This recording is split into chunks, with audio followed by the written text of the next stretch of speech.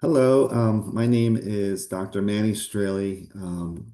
Today, we're welcoming you on what we're calling Brutally Honest. This is our first, what we call a Zoomcast podcast. You name it. We're going to be honest here. We really don't have a name for it. We like to keep this very informal, conversational. These are conversations that Adrian and I have had over the past few years about general topics in psychology.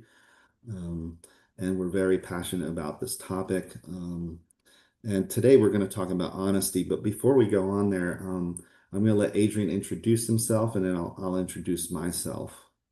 Okay, my name's Adrian Furnham. I'm a professor of psychology, currently at the Norwegian Business School. I live in London. I've been an academic all my life, but academia doesn't pay that well, so I've done quite a bit of consulting work and gone on to work in the real world where the psychological problems are manifest. I'm a scribbler. I've written 100 books. I'm on my 101st book at the moment. And I enjoy public speaking. So I swan about the world doing public speaking. That's enough about me. Thank you, Adrian. I'm Dr. Manny Straehle. I have done a lot of things in the realm of psychology. I began my career as a therapist, got a social therapy certificate, which is really in group therapy. I don't practice that anymore, but I feel like I practice it every day when I interact with our species, and sometimes not our species, like dogs and animals and cats. I am a consultant as well. I help organizations put assessments together, specifically professional certification and licensure exams. But what I really like to do is just really talk with colleagues like Adrian about psychological topics, like what do people do? What do they mean? How do they learn? How do they behave? Why do they behave that way? The why question is always interesting. And then the bigger question, one of my mentors once asked, is why does it matter? Why does it matter what we do? Why does it matter that we want the answers to things? Why does this all matter? So today, what we're going to talk about, and I'm gonna stop there with introducing myself, just to keep it short to move this forward. But today we're going to talk about honesty, this topic of honesty. I think with in the U.S., honesty is becoming more and more of a topic. Lots and lots of people are not really watching the news because they say they're not getting facts. So, and honesty is associated with not being deceptive, with not being with not lying a lot and presenting facts. But honesty is, I think, a bigger topic than that. And I want to hand it over to Adrian to see what he thinks about honesty, what he thinks Mm. it is in his own words, and maybe to talk about more of it, and maybe why does it matter? I have my own Yeah, opinions on it. it's a topic which is sort of peripheral in psychology. There are various studies in moral psychology in honesty. But I'm interested in is the work of Delroy Paulus, a Canadian psychologist, who made this very interesting distinction when it's about lying on questionnaires and whether you can, or indeed lying in interviews. And he said there are two factors, one of which is impression management, and that is you put yourself in a good light. And there are various ways in which you can do this. But there's another factor which is called self-deception. So I say to you something, and I genuinely, honestly believe that I am this, or I do that, or whatever. But I'm wrong because I'm self-deceived. So I think that's a very interesting distinction in honesty, that you ask people for their honest opinions, or honestly, did they do this, or whatever. And there's this subtle issue around impression management. I mean, you can nearly always tell when a politician says the word honest, he or she is going to be trying to deceive you. And I think that's genuine. That is putting things in a good light. which is sort of dishonest, but it's where people believe in something so that they are honest. I believe I am such and such. I just happen to be wrong. I happen to be deluded. I happen to be not having self-insight. So it's the second thing. I've always been interested in self estimations of intelligence. I was writing a paper this morning on this, and so the question you can do is give people an intelligence test and then ask them how intelligent do they think they are, and you can compare the two. Or another one would be how attractive do you think I am, and get 20 other people to rate me. So you've got some criteria and you've got what I say. And it's that distinction the delusional aspect of honesty is something that's always fascinated me. It's not the conventional belief because people are being honest, but they're being inaccurate, and that I think is an interesting psychological take on the question of honesty.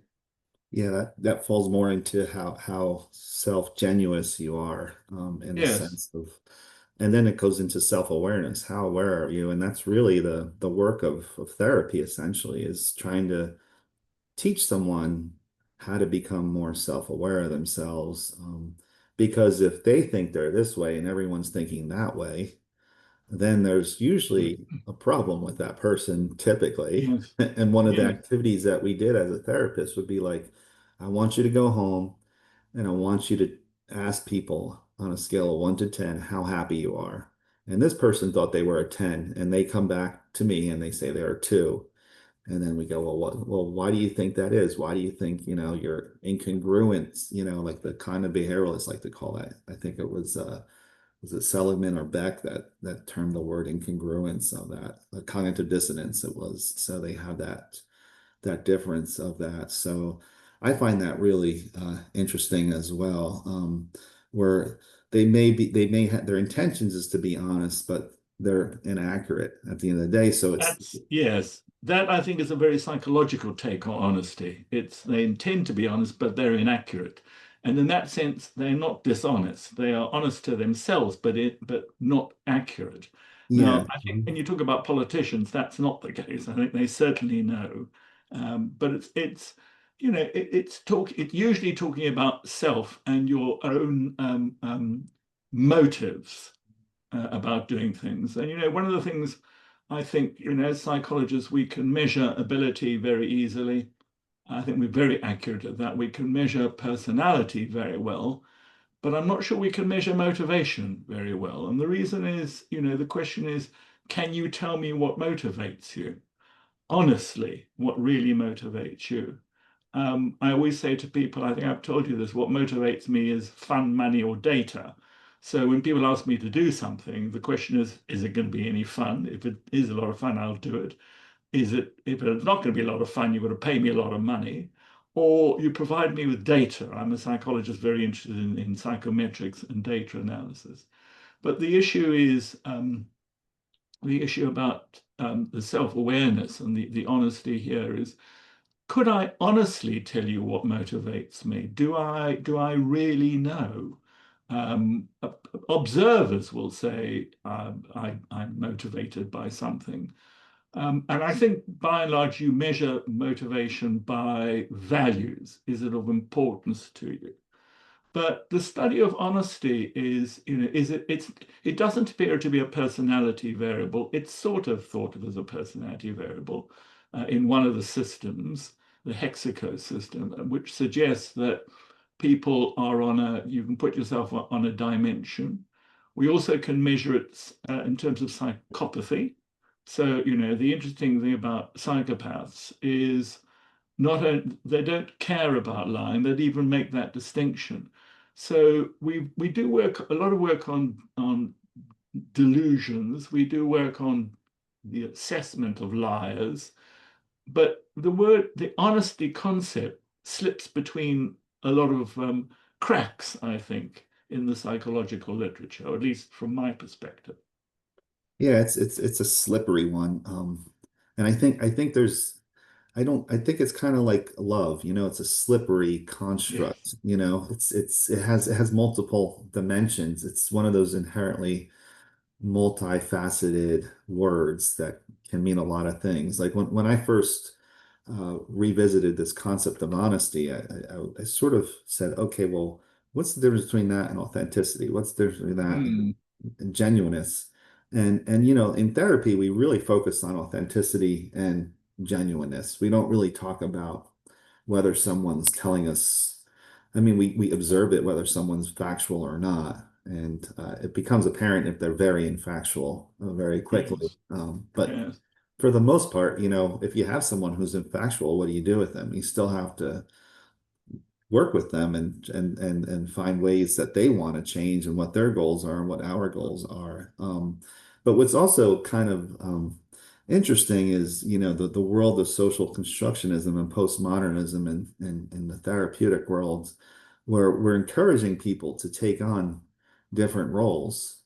So change is very difficult because in some ways, if you're genuine, authentic, why do you need to change? And this has been really on the top of my mind a lot when we talked about doing this podcast. What is it if we have um, if we want someone to change and they're being honest and genuine, honest in the sense of genuine and authentic, then why do we want to introduce multiple selves? Why do we Mm, want to have them try to take on a different personality? And in drama therapy, and there's George Kelly with fixed role therapy, and then there was Fritz Perls with his Gestalt therapy and trying to get someone to do something different so they could change so that they could relate to people better. That's their goal, is to maybe relate better to their wife, relate better to their partner, relate mm. better to their children.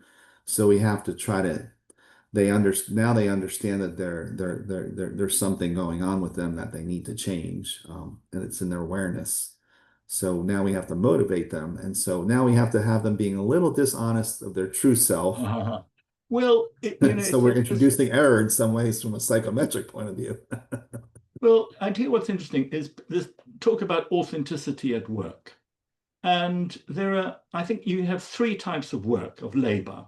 There's physical labor. You can earn your crust by being a gardener or digging ditches or doing something physical. You and I do intellectual or cognitive labor. But there's a third type of labor, and that's called emotional labor. And I can't remember the woman's name. She wrote a wonderful book called The Managed Heart in the 1990s, I think, about cabin crew. Now, when you are working on an aeroplane or you're a waiter or a waitress, you have to put on emotions. You have to display emotions you don't feel. That you are my customer, I like you, I've got to be nice to you, and I've got to be nice to everybody, despite the fact that I might not. You might be all sorts of reasons why I don't like you. So the role is to do emotional labor, to not be authentic. As I say to people, and this is a very difficult one, if you have more than one child, is it possible that you love one more than another? And you sort of can't go there. That's one of the hottest questions you could ask a person.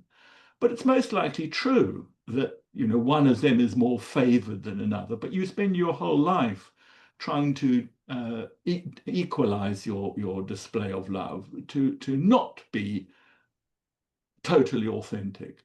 And I think there is in many jobs that you could call it impression management or emotional labor. There's a requirement to be dishonest, to portray feelings you don't have, and say things you don't believe. And that's a requirement of a job. Not all jobs at all, and not all people and not all times. But people say, well, you've got to be authentic at work. Well, what if you don't like your boss? Or you don't like your customers, or you don't like your colleagues? What are you meant to do then? Are you meant to be honest and say how much you dislike them? Or try and do that in a very subtle way, or whatever. It becomes very difficult, this issue of authentic.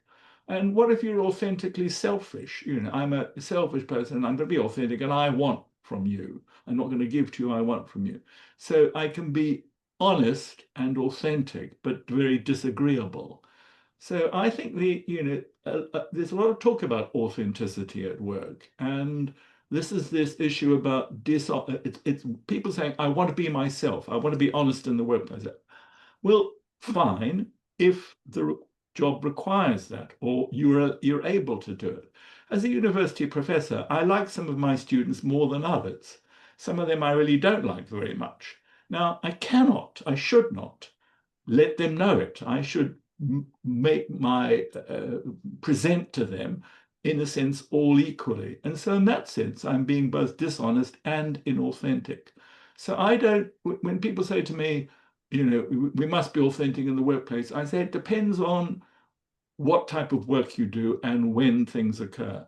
I think you need to know when and where you can be honest, self-disclosive, authentic, and when you shouldn't or can't be that. So I think that's an interesting distinction to be made.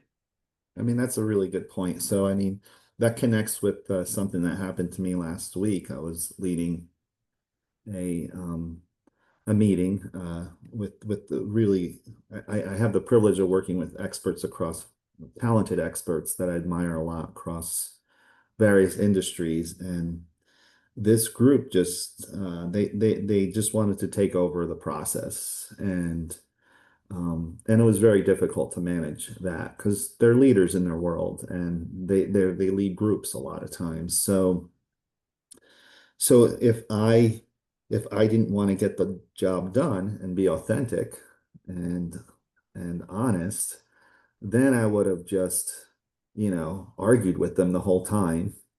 And then I probably would have kicked them out because they weren't doing it my way. I'm the expert. I've done 200 of these type of meetings. I've written about it. I've worked with top other industry professionals, even in their fields. Why are they telling me how to run this and why are they doing it this way? So I had to create a new Manny, a new self, Yes, to get through that. And I had to bite my tongue, yes. move forward. And sometimes when you're biting your tongue, you're being inauthentic. Yes, but it's a skill. I Yeah. think, and people say when you're hiring salespeople, if they present themselves very well in an interview and do so somewhat dishonestly, that's a very good sign. It's a sign that they're able to understand that this situation, they're what a man called Snyder would call it high self-monitors, that in this situation, I have to present myself like that. And in that situation, I present myself differently. Now, presenting yourself and saying things, which are complete lies or dishonest is another issue. But you need to be able to adapt to the situation, adapt to the Mhm. requirements of the situation. And that's where this line of dishonesty, authenticity, impression management, is a bit blurred. And this idea of being utterly honest about your feelings all the time, I don't think you can ever do that, should ever do that. You cannot, there are situations in which there is a requirement to express it all and suppress emotions and indeed not beliefs, but what you talk about. So conversations and emotions need to be tailored to a situation. And that could be seen as dishonest or skillful. I think that's why honesty is such a difficult concept for a psychologist, and why we're using all these other things like impression management and authenticity, because it qualifies what people are doing and why they're trying to do it. And I think it's one of the things I think is interesting is we don't really teach this skill of when it's Yes, necessary to be inauthentic or dishonest to move the goals forward, whatever goals that are seen more positive than like going yes, to war as a negative kind of thing. But yeah, so and I think that's really kind of almost a failure of the education system. But of course, there's nobody's really teaching emotional intelligence or social intelligence or like I tell my interns, we need to teach you a little bit more corporate intelligence, how to yes. Absolutely. Yeah. Yeah. You've got to, can you be honest in the workplace? Should you be honest in the workplace? Well, you've got to determine what sort of workplace it is and what are the course requirements and the language. And, this is what corporate culture is. Corporate culture is the way we do things around here, the way we talk about things, the way we present things, not the way you want to do it or you feel you need to do it. It's the corporate culture. And you won't thrive and survive unless you pick up the cues and behave accordingly. That could, to your point of view, it'd be dishonest or inauthentic, but that's called being a grown up, in my view. Yeah, it's actually somewhat maturing, because Yes, else absolutely. you'll be a child essentially, with Mm, no filters. And mm. when people don't have filters, they're being authentic. I mean, I kind of gravitate towards people who don't have filters because, they're kind of advocating for what I think maybe in a corporate or even so, like you hear that person complaining about, well, why is the plane late? Like the pilot's not here yet or something like that. And like, yeah, this airline is awful. Why do they, this happens to me all the time? And you're like behind them, yeah, yeah, let's go, let's go. Yeah, keep it going, keep it going. Let's see if we can get something out of this, and they're advocating and you get behind them. At the end of the day, you're realizing, well, that's not going to help anybody. Absolutely. So yeah, so this is interesting because it does matter a lot. The ability to be inauthentic and Yes. I, honest I to think it's not a good survive. word. Inauthentic is a negative thing, whereas I think impression management Hmm. is you manage your impression. You change the way you speak and behave, what you would to a child, to an elderly person, to whatever, and that's skillful. That's a skill. Now, is it dishonest? Well, in some depends on your definition, but it's changing your behavior to be more appropriate to the situation you're in. And this will sometimes call for a repression of a belief. In other words, you or say something different.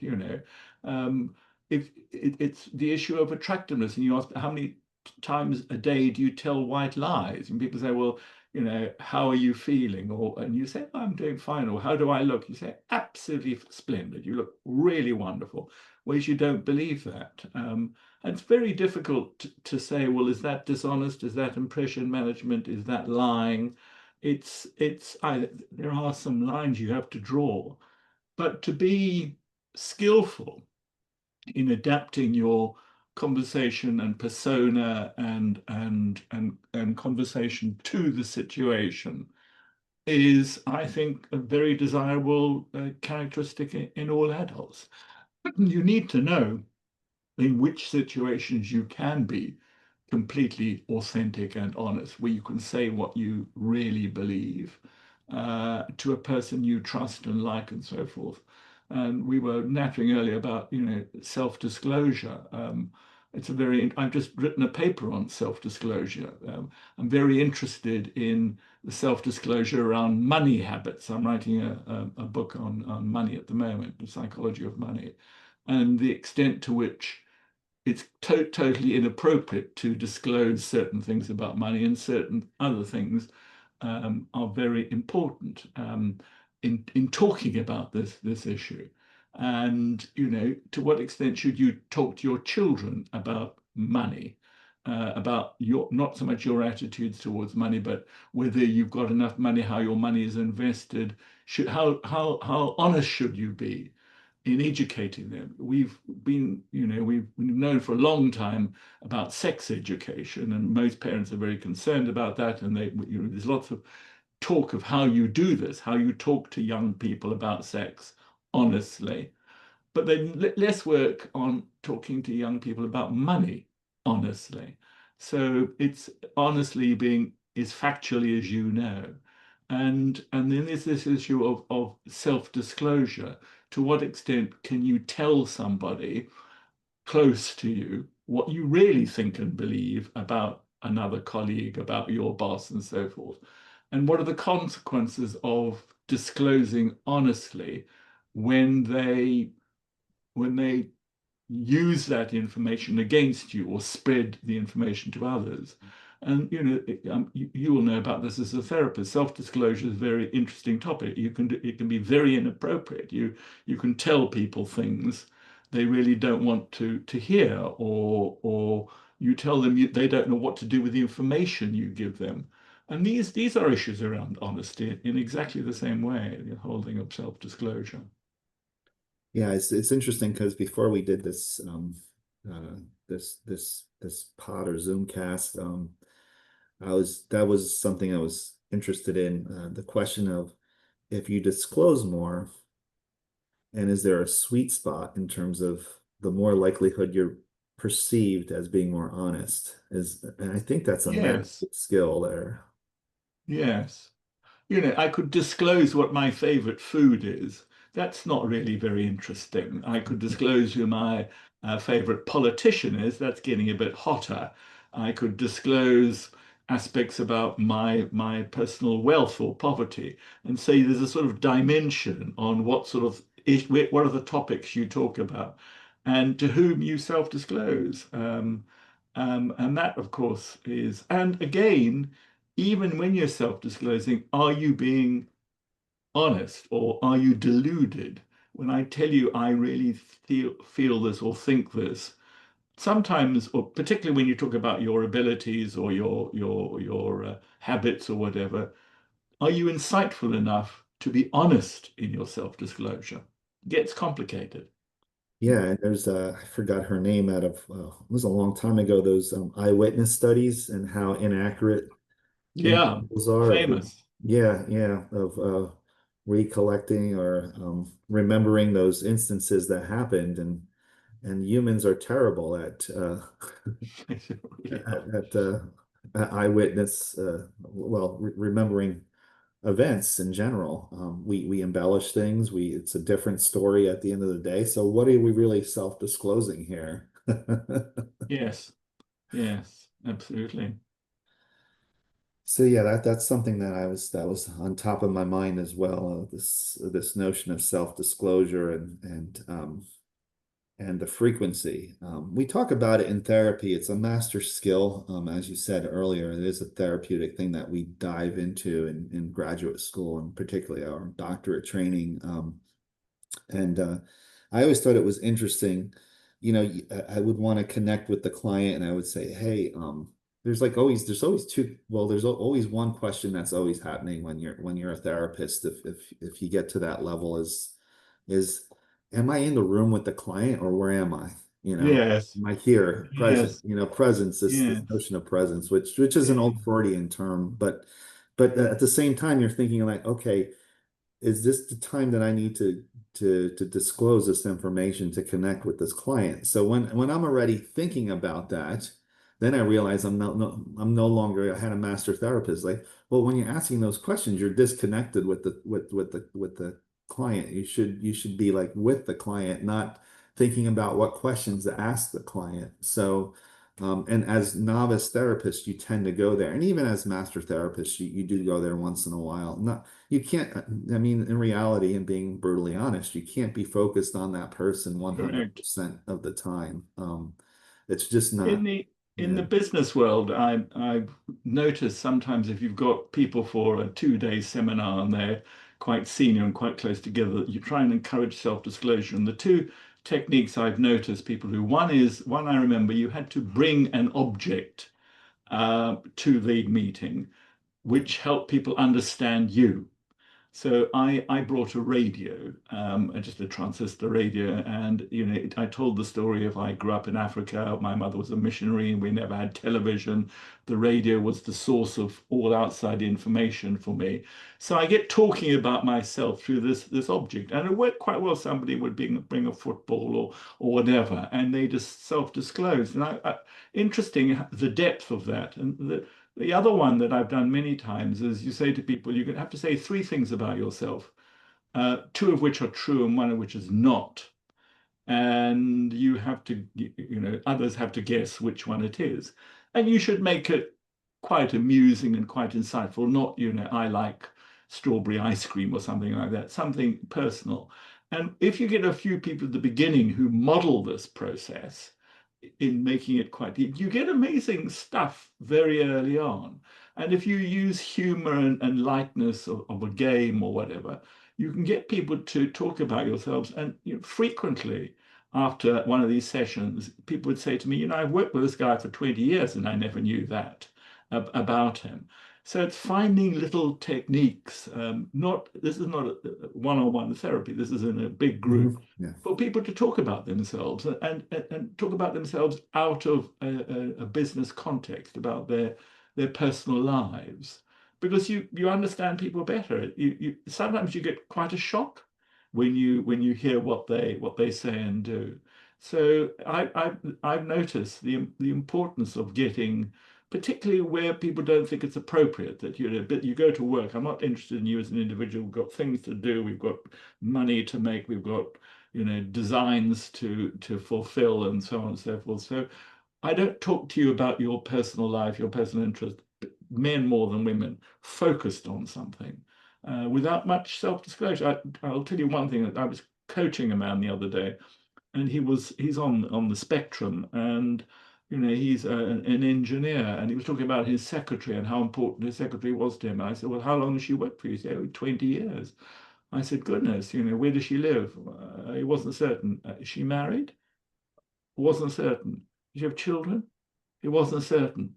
And you thought, goodness gracious me, the shock of working with somebody all this time on a very intimate basis. She was the first PA. He didn't know these things. He Hmm. never asked. And never, I said, do you ever take her to lunch? And have a little celebratory event because she's so important to you. And he never did any of that. And I thought, well, you don't have to be necessarily on the spectrum to be like this, but there are people who, when they're at work, get on with work. They believe we're doing work now, and there's pleasure, and there's no blurring of the line. Not that Hmm. disclosures are blurred, but not knowing people. To a psychologist like us, it's astonishing how Yeah, it that could is. ever It's, occur. yeah.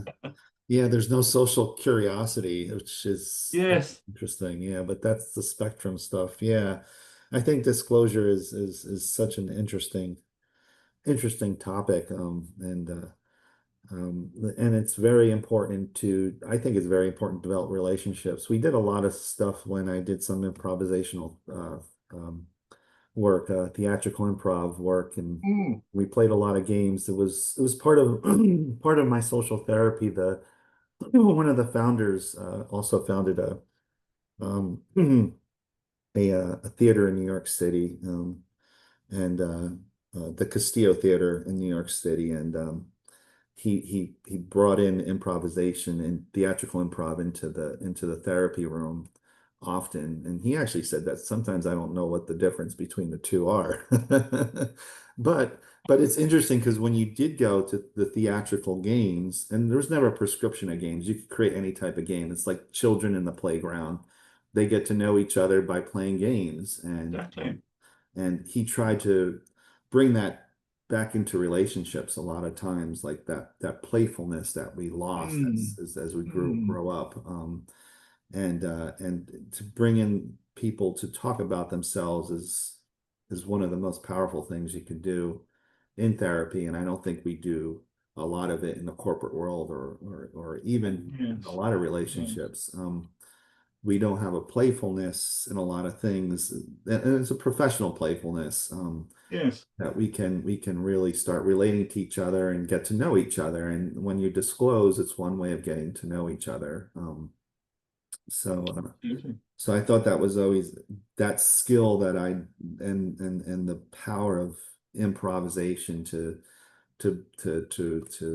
build that relationship so people can disclose was amazing to me early in my 20s. In my 20s, it was just an early discovery, and I've just been blessed and glad to have that experience. But you're so right. If you could get people to talk about things with these little activities that you do, and they're small activities, but they're incredibly powerful, and people will come Yes, out of those workshops just remembering that and nothing else. exactly. Yeah. Yes, which proves how powerful it was and how little it's done. Hmm. And it's not that difficult to do. No, yeah, yeah. And I feel like in the 60s and 70s there was just an explosion of that type Yes, and it just yes, died out. I don't know. I mean, I think yes. third party insurance got in the way in the States, but there's a lot you could blame it on, but yeah. And lawyers and things like that. Absolutely. But yeah, I think this brutally honesty was interesting to deconstruct and reconstruct and just have some fun with conversations. I'm not sure if you have any parting words on it, Adrian, or No, no, just I've enjoyed the conversation. It's always interesting when you get a word or a concept that psychologists have never used in quite the way that normal people use it, and you sort of translate it into, honesty is about authenticity, it's about self-disclosure, it's about many things, and we take a slice of it in trying to understand the ordinary concept. I think I enjoyed our conversation. I always enjoy conversations with you, Manny. So thank you yeah, very much for the likewise. invitation. Likewise, and this is the first episode of this, and hopefully the audience has some takeaways themselves, and we'd like to hear from them as well, because we're still trying to learn what this concept of honesty is, and why does it really matter is always my question. We could talk about things, and sometimes it doesn't have to matter, but it's interesting when it does matter. So I want to thank Adrian for entertaining us here and his wisdom and his experiences on this subject and a lot of other subjects. So thank you so much, and I look forward to Okay. our next one. And again, those of you in the audience that have questions for us, just let us know, and we look forward to our next episode. Thank you so much. Bye bye. Bye.